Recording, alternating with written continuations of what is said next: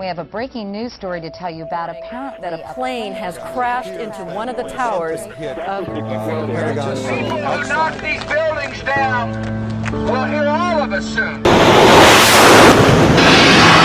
After the terrorist attacks of September 11th, the United States faced the problem of how to fund the new military effort. The long wars in Korea and Vietnam had, in general, been directly funded in the defense budget.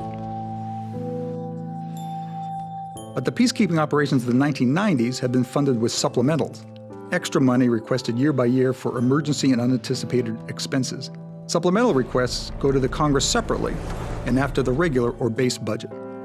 The Bush administration followed this precedent and requested money every year for what became known as the Global War on Terror.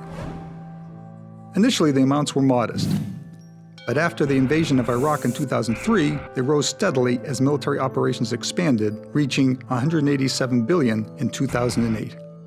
Controversy increased as well. The war funding acted as a budgetary relief valve.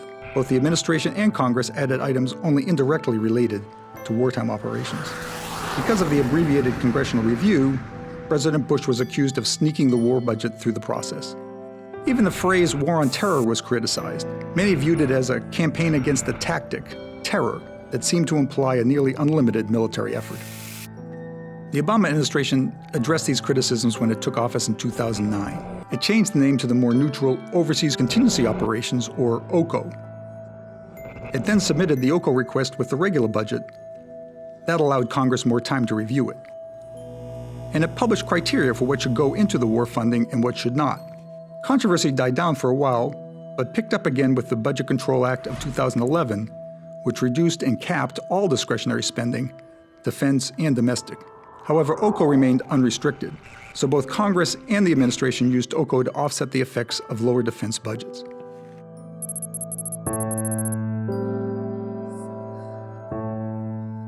What does the future hold?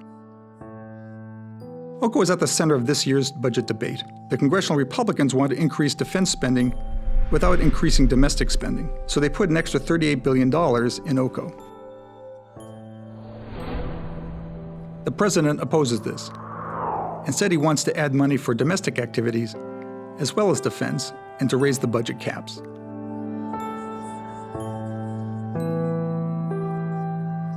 The longer term is equally unsettled.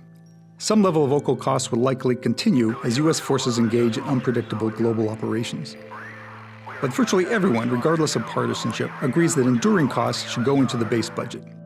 Enduring costs are for activities that will continue after all troops are out of Afghanistan and Iraq. Pushing these costs into DoD's base budget would require big cuts to other defense programs and, according to many officials, a change in strategy.